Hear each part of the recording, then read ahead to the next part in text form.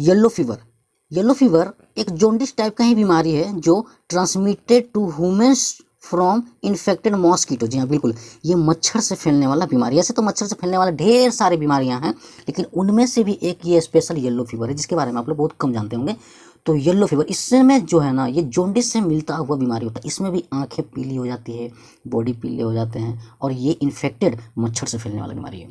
तो चलिए आगे देखते हैं।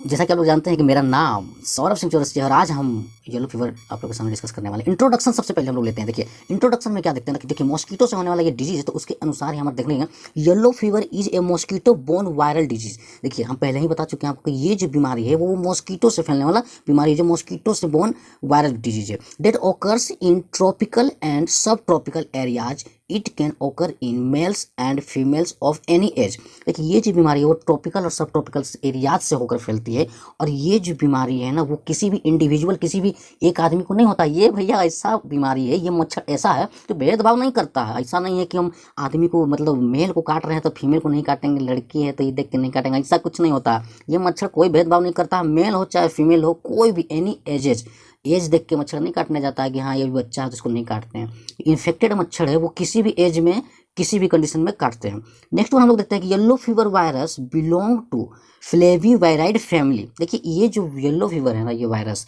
ये एक फैमिली से बिलोंग करता है। The Aedes aegypti is the mosquito that is known as carry the virus. देखिए आप शुरू में मैंने पहले ही आपको बता दिया, फ्लेवीवायराइड फैमिली से बिलोंग करता है, और ये जो मच्छर इंडिविजुअल जो मच्छर का नाम है वो एडीज एजिप्टी है, जो इस मतलब जो इसे कैरी करता है, जो इसे अपने बॉडी पे लटका के घूमते रहता है कि हम उसको काट के बीमार करेंगे, उसको काट के बीमार करेंगे, नहीं बोलते हैं, ये कैरी करके घूमते रहता है, अपना बैग में रखे हुए रहता है, बोलता है हमसे ज़्यादा जब झगड़ा करेगा, हमसे ज़्यादा बोलेगा, ठोक देंगे, उसको काट लेता है, बीमारी हो जाता है। तो वो ये जो एडीज एजिप्टी मच्छर है ये कैरी करता है इस बीमारी को। देखिए इसको एक ट्रिकली आप याद कर सकते हैं, एग्जाम वगैरह में ना इस टाइप से पूछता है कि कौन सा ऐसा मच्छर है जिससे काटने से येलो फीवर फैलती है। तो आपको ये फैमिली का भी नाम पूछ सकता है, किस फैमिली से बिलोंग करती है, या फिर मच्छर का भी नाम पूछ सकता है। तो मच्छर का नाम याद रखने के लिए एक छोटा सा ट्रिक मैंने बनाया है, इस टाइप से आप याद कर सकते हैं, बस ओनली फॉर याद करने के लिए, किसी को ये नहीं है। देखिए एडीज एजिप्टी, देखिए इतना आप जान जाइए कि जितना भी पूरे लाइफ में जितना भी आप कहीं भी आप पढ़े होंगे, जितना भी बीमारी मच्छर से फैलते हैं वो सभी बीमारी मॉस्किटो में फीमेल मॉस्किटो के काटने से होगा। फीमेल मच्छर जो मादा मच्छर होंगे वही काटेंगे तभी ये बीमारी, कोई भी मच्छर से फैलने वाली बीमारी मादा से ही फैलती है, क्योंकि नर भाई नर इस सब चक्कर में नहीं रहता है, किसी का घर तोड़ने के चक्कर में या फिर उसे बर्बाद करने के चक्कर में नहीं रहता है। तो फीमेल का काम ही तो उसी पे एक ट्रिक है। देखिए घर में हस्बैंड जो होते हैं वो वाइफ को क्या बोलते हैं, एजी एजी एजी कह के बुलाते हैं ना। तो आप इस तरह से ट्रिकली याद कर सकते हैं कि एडीज एजिप्टी मच्छर जो होता है वो येलो फीवर फैलाने में मदद करता है, वो कैरी करता है इस वायरस को। ओके तो अब हम लोग नेक्स्ट देखते हैं। नेक्स्ट हम लोग देखेंगे डिफिनेशन, वो तो इंट्रोडक्शन था, अब डिफिनेशन में हम लोग को पढ़ना है। देखिए yellow fever is an acute virus haemorrhagic. Yellow fever is an acute viral haemorrhagic disease transmitted by infected mosquito. जैसा कि मैंने पहले आपको बताया कि ये एक मच्छर से फैलता है जो कि मतलब यहाँ से वहाँ ट्रांसफ़र करता है, मतलब नहीं बोले कैरी करके चलता है बीमारी, वो किसी के दूसरे को काट के वो ट्रांसमिट करता है, एक दूसरे में फैलाता है। The yellow is the name refer to the jaundice that affect some patient. देखिए पहले बताया कि लाइक के जॉन्डिस बीमारी के जैसा होता है, लेकिन इसको आप जॉन्डिस नहीं कहिएगा। लेकिन इस कंडीशन में जब येलो फीवर आदमी को होता है ना तो जॉन्डिस भी होता है, जॉन्डिस के भी सारे लक्षण इसमें दिखाई देने लगते हैं। The disease is caused by the yellow fever virus and is spread by the bite of the female mosquito. जैसा कि मैंने आपको पहले बताया कि कोई भी ऐसे डिजीज, ऐसे बीमारी जो मच्छर के काटने से होते हैं वो हमेशा एनी हाउ हमेशा फीमेल मच्छर ही काटेगा, मेल मच्छर का इसमें कोई इंक्लूडिंग नहीं होता है। मेल मच्छर के काटने से कभी भी आपको कोई बीमारी नहीं होती, बहुत ज़्यादा होगी ना अगर एक्सेप्शन। देखिए रियलिटी में ऐसा माना जाता है या ऐसा है ही कि फीमेल ही आपको काटती है, जो ब्लड भी हमारे ब्लड को भी खींच कर जो ले जाती है वो फीमेल मच्छर ही होती है। मेल मच्छर को ब्लड से कोई मतलब नहीं रहता है। मेल मच्छर जो होता है वो बाहर की गंदगी को खाते हैं, कचड़े को खाते हैं, पेड़ पौधे के रस को खाते हैं, रस को पीते हैं, उन्हें ब्लड से कोई मतलब नहीं था। ब्लड को सिर्फ फीमेल मच्छर ही पीते हैं। वो भी उनके रीजन है, फीमेल मच्छर इसलिए पीते हैं क्योंकि उन्हें जब बच्चे को जन्म देना होता है तो उसके लिए, जब वो प्रेग्नेंट होती है तो उसके लिए उन्हें कंसीव करने के लिए ब्लड की आवश्यकता होती है, इसलिए फीमेल ब्लड को पीती है। तो ये चीज़ आप दिमाग में बैठा लीजिए कि कभी भी कोई भी मच्छर से होने वाली डिजीज होगी तो वो फीमेल मच्छर के काटने से ही होगी। नेक्स्ट वन हम लोग देखते हैं इसको इंक्यूबेशन पीरियड। ये कितना दिन तक हम समझ सकते हैं, कितना दिन में हमें पता चल जाएगा कि इसको येलो फीवर हो गया, लेकिन 3 से 6 दिन के अंदर में ये चीज़ पता चलेगा। ऐसे जनरली थोड़ा बहुत फीवर वगैरह आता है, जैसे मानिए वायरल फीवर होता है, 2-4 दिन के अंदर का फीवर होता है, तो उससे आप आइडेंटिफाई नहीं कर सकते येलो फीवर हो गया। येलो फीवर तभी आप आइडेंटिफाई करेंगे जब 3 से 6 दिन हो जाएगा, ठीक है ना। नेक्स्ट वन हम लोग क्या देखते हैं, साइन एंड सिम्टम। किसी भी बीमारी का ना आप इलाज कर सकते हैं उसके साइन और सिम्टम देखकर। साइन और सिम्टम आपके दिमाग में बैठ गया ना कि इसको क्या हुआ है, उसके अकॉर्डिंग ट्रीटमेंट चलता है या फिर उसके अकॉर्डिंग जांच लिखा जाता है, डायग्नोस किया जाता है। तो हम लोग नेक्स्ट देखते हैं साइन और सिम्टम। देखिए इस पिक्चर के अनुसार से आपको कुछ कुछ समझ में आ गया होगा क्या क्या सिम्टम आएगा, और नीचे लिखा हुआ भी है, हम लोग लाइन बाय लाइन देखेंगे। देखिए इसका जो साइन और सिम्टम है येलो फीवर का, वो 2 फेस में आता है। जैसे पहला फेस दूसरा फेस में आता है। पहला फेस जो होता है वो डिसअपियर आफ्टर 3 to 4 डेज। ये क्या है ना कि ये पहला एक्यूट जो आता है वो अगर बच्चे को मतलब हो या किसी को हो, जिसको मतलब जो पेशेंट को हुआ है, वो 3 से 4 दिन में वो लगभग ठीक भी हो सकता है, जो कि एक्यूट होगा। क्योंकि आप लोग को पता है कि एक्यूट और क्रोनिक में क्या होता है। एक्यूट जो होता है वो कुछ समय के लिए होता है डिजीज, और क्रोनिक जो होता है वो लंबे समय के लिए बीमारी होता है। तो ये एक्यूट का मैं बता रहा हूँ, एक्यूट फेस है जो कुछ दिनों के लिए होता है, और फिर थोड़ा बहुत दवा वगैरह लेने से या आपका इम्यूनिटी सिस्टम बहुत मजबूत है तो वो ठीक हो जाता है। तो इसमें आपको क्या देखने को मिलेगा साइन और सिम्टम में, फर्स्ट ऑफ ऑल देखिएगा फीवर। क्योंकि आप जानते हैं कि हम येलो फीवर का बात कर रहे हैं, तो डेफिनेटली है कि उस बंदे को जिससे ये डिजीज होगा उसको फीवर आएगा। नेक्स्ट वन हम देखते हैं हेडेक आएगा। देखिए जब फीवर आएगा तो फिर सिर भी तो घूमेगा, तो हेडेक कहाँ जाएगा, तो उसे हेडेक भी होगा। नेक्स्ट चिल्स होगा। देखिए अक्सर क्या होता है ना, जब ठंड लगे, अक्सर क्या होता है जब फीवर लगता है आदमी को, हेडेक होता है, तो फीवर में ज़्यादातर ठंड का होता है। हर फीवर में नहीं होता है, लेकिन कुछ फीवर में जरूर ठंड लगती है, तो इस कंडीशन में भी आपको ठंड लगेगा। बैक पेन होगा, बैक पेन होगा आपको, बॉडी पेन होगा आपको, फटीग होगा, थकान महसूस होगा, लॉस ऑफ हेपेटाइटिस, बिल्कुल खाने का मन नहीं करेगा। जनरली देखा जाए तो कोई भी फीवर होता है, किस तरह भी का फीवर होता है, वायरल फीवर हो, कोई फीवर हो, उसमें खाने का तो बिल्कुल मन नहीं करता है। तो इसमें भी ये कंडीशन देखने को मिलने वाला है। उसके बाद होगा मसल्स पेन होगा, पूरे बॉडी में दर्द उत्पन्न होगा, धीरे धीरे पूरा दर्द होगा। उसके बाद नोजिया एंड वोमिटिंग होगा, वो भी ब्लैक कलर का। जी हाँ, इसमें जो है ना वो ब्लैक कलर का वोमिटिंग होता है, इसमें थोड़ा सा आपको डिफरेंट देखने को मिलेगा। तो इससे साइन और सिम्टम से आप पता लगा सकते हैं कि इन्हें हुआ है बीमारी ये कि नहीं हुआ है। अब हम चलते हैं नेक्स्ट फेज में।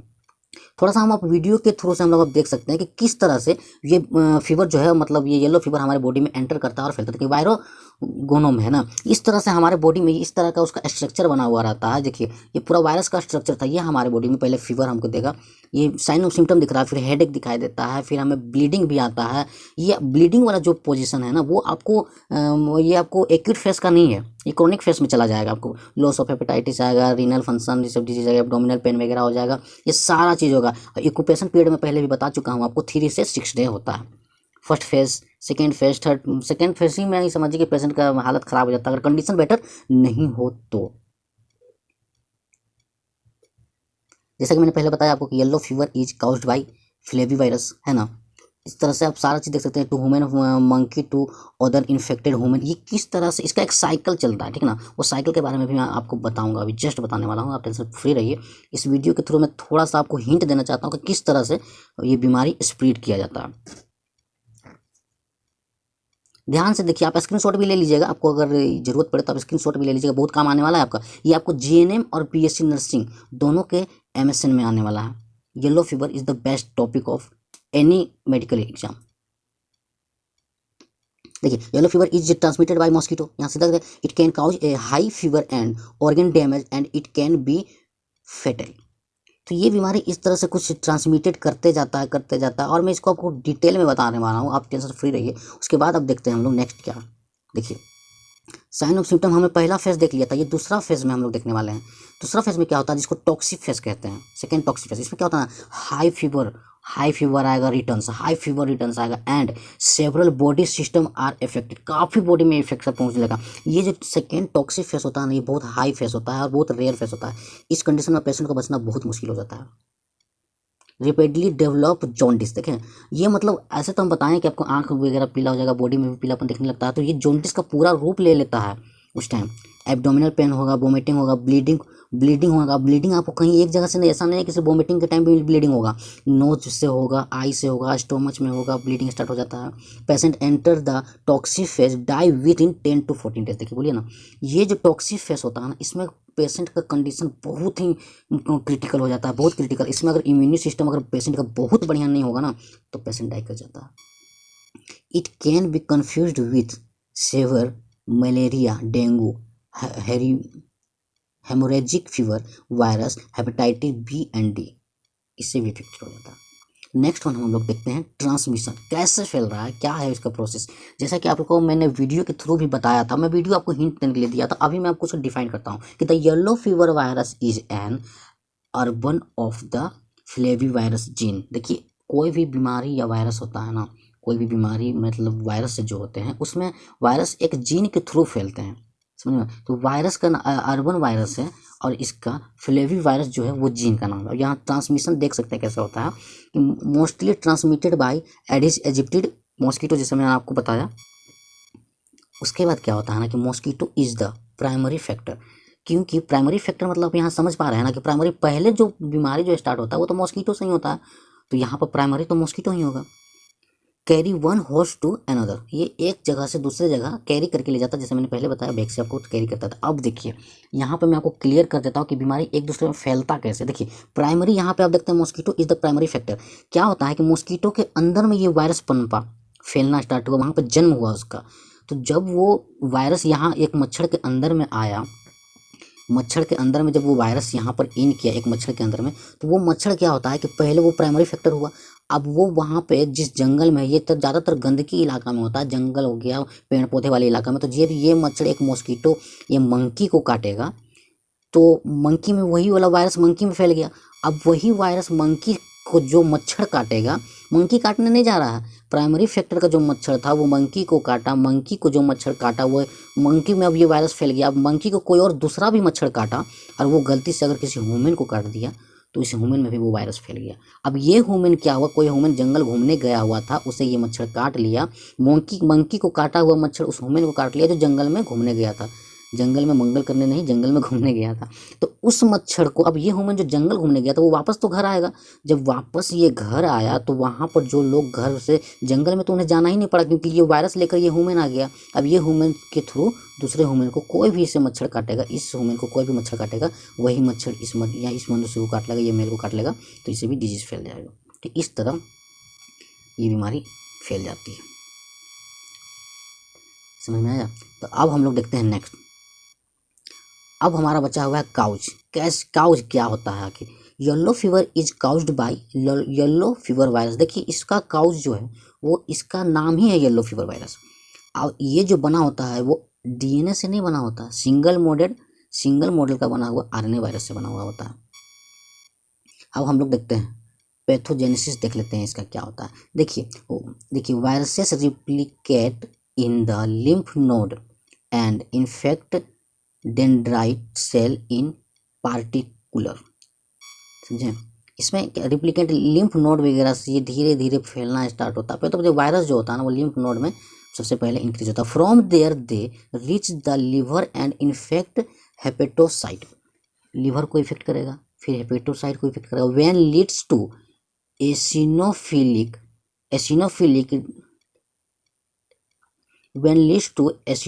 degradation of these cells and to the release to cytokinin. Necrotic masses known as concealment bodies appear in the cytoplasm of the hepatocyte.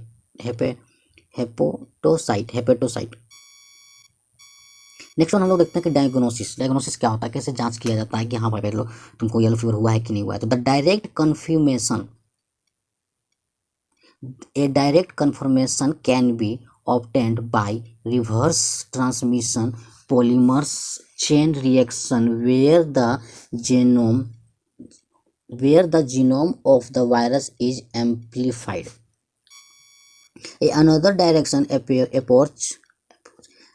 Another direction approach is the isolation of the virus and its growth in cell culture blood plasma, this can take 1 to 4 week. देखिए isolation में, देखिए इस type के patient को diagnose करने के लिए देखिए इसको आइसोलेशन में रखा जाता है वायरस से बचने के लिए। नहीं तो आइसोलेशन में नहीं रखेंगे ना तो बाहर में रहने से इसके ज़्यादा और भी फैलने के चांस बढ़ जाते हैं। ब्लड प्लाज्मा सब सारे को इफेक्टेड करने लगता है। टेक 1 to 4, ये फैलने में ज़्यादा समय नहीं लगता है, 1 से 4 वीक के अंदर में ये कर देता है। Serologically an enzyme like the immunosorbent assays during the acute phase of the disease using specified IgM agent yellow fever, है ना। सेरोलॉजिकली ये एंजाइम को लाइक करते हुए मतलब इम्यूनो हो जाता है। इस तरह से एक्यूट फेस में जाने के बाद डिजीज़ को काफ़ी परेशानियाँ उठानी पड़ती हैं डिजीज से। Liver biopsy can verify inflammation, can necrosis of hepatitic and detect virus antigen. देखिए और ये जब बीमारी हो जाती है तो उसके बाद लीवर का बायोप्सी किया जाता है। और जैसा कि मैंने पहले आपको बताया कि हेपेटाइटिस बी और डी दोनों हो जाते हैं। अब इसमें ट्रीटमेंट हम लोग देखते हैं। ट्रीटमेंट में लिखिए there is no specific treatment for yellow fever, only supporting care to treat dehydration, respiratory failure and fever. देखिए इस कंडीशन में क्या होता है ना कि इसका कोई स्पेसिफिक ट्रीटमेंट मार्केट में नहीं आया हुआ है। इसका इलाज कैसे करते हैं, जैसा कि हम पहले आपको बताया कि किसी भी बीमारी का इलाज जो है वो उसके साइन और सिम्टम पे किया जाता है कि मतलब ऐसा क्या हो रहा है। फीवर आ रहा है तो फीवर का दवा, एंटीबायोटिक दवा देंगे उसमें। फिर और उसमें क्या हेडेक आ रहा है तो हेडेक का दवा देंगे। मतलब जिस तरह का उसमें सिम्टम दिखा देता है उससे रिलीफ करने के लिए उसमें दवा दिया जाता है। तो उसी तरह सपोर्टिव केयर देना है, ट्रीटमेंट उसमें देना पड़ता है। Associated bacterial infection can be treated with antibiotic. अब देखिए उसमें बैक्टीरियल इन्फेक्शन अगर हो रहा है तो उसमें एंटीबैक्टीरियल मेडिसिन को देना होगा, एंटीवायरस ड्रग्स दिया जाएगा, राइबोवेरिन देंगे एंड अदर ड्रग्स एंटीवायरस। देखिए जब वायरस से हो रहा है तो उसको एंटीवायरस देना है, ये तो आप जान ही रहे हैं। अब नेक्स्ट वन हम लोग देखते हैं कि प्रिवेंशन एंड वैक्सीनेशन। देखिए personal prevention of yellow fever including vaccination as well as avoidance of mosquito bite in areas where yellow fever is endemic. देखिए ये क्या बोल रहा है ना, जिस एरिया में येलो फीवर फैला हुआ रहता है वहाँ पर वैक्सीनेशन की ज़रूरत होती है। वहाँ की मॉस्किटो बाइट करेगा, जैसे जिस एरिया में फैला हुआ है वहाँ का जितने सारे मच्छर होंगे वो सारे इन्फेक्टेड हो जाएंगे। किसी को भी पर्सन को काटेंगे तो इससे ये फैल सकते हैं, तो इससे हमें वो वैक्सीनेशन करना होगा वहाँ पे। नेक्स्ट क्या देखते हैं कि vaccination is recommended for those travelling to affected areas because non negative people tend to suffer most several illness when infected. Protection being by 10th days after people and last for at least 10 years. About 18% of people are still immune after 13 years। देखिए इसमें क्या बोला, vaccination जो है ना वो बहुत जरूरी है। देखिए यहाँ पर हम आपको पहले ही बता चुके हैं कि अगर कोई पर्सन जंगल में घूमने गया हो और अगर उसको कोई मंकी को काटा हुआ मच्छर जो इन्फेक्टेड है, हमारा येलो फीवर मॉस्किटो से इन्फेक्टेड है तो वो बंदर को काटा हुआ मच्छर इंसान को काटा जो जंगल घूमने गया था। अब जो जंगल घूमने गया था वो इंसान ट्रेवलिंग करके कहीं भी जा सकता है, किसी अदर कंट्री में भी जा सकता है। इसीलिए जब वीज़ा वगैरह बनता है चाहे वो अदर कंट्री जाया जाता है तो उसको पहले से ये जांच करके ये वैक्सीनेशन लेकर भेजा जाता है ताकि ये वाला डिजीज़ लेकर वो किसी अदर कंट्री में ना चला जाए और वहाँ पर जाकर उस डिजीज़ को ना फैला दे। सिर्फ कंट्री की बात नहीं बोल रहा हूँ, किसी एक जगह से दूसरी जगह जाने से पहले इसका चीज़ जाँच वगैरह करवा लेना ही चाहिए। People living in affected areas between the 9th and 12th month after birth। जो पीपुल अफेक्टेड होते हैं वो 9th से 12th मंथ के पहले के बर्थ किए होते हैं, के बाद के बच्चों को ज़्यादा दिक्कत होता है। तो अब हम लोग देखने वाले हैं yellow fever wax. This vaccination is injected into A muscles.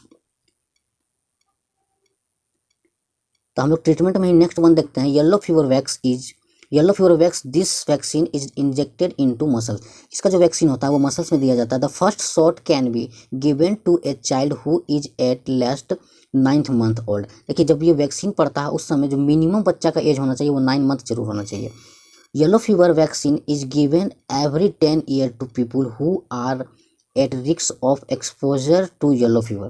देखिए जो भी ऐसे व्यक्ति हैं या ऐसे पेशेंट हो चुके थे वो 10 साल तक रिस्क में रहते हैं, रिस्क ठीक होने के बाद भी 10 साल तक उसके गृह में रहते हैं कि कभी भी हो सकता है। Thank you so much, thank you. Yellow fever आप लोग का कंप्लीट हो गया। इसी तरह का कोई भी चीज़ की जरूरत हो तो आप हमें कमेंट करें, एक एक करके सारा डिजीज एमएसएन का सारा वर्ड आपको, एमएसएन का सारा चीज़ आपको हमारे चैनल पे मिलेगा, और एनाटॉमी, फिजियोलॉजी और साइकोलॉजी का भी पर डे क्लास आपको मिलता रहेगा।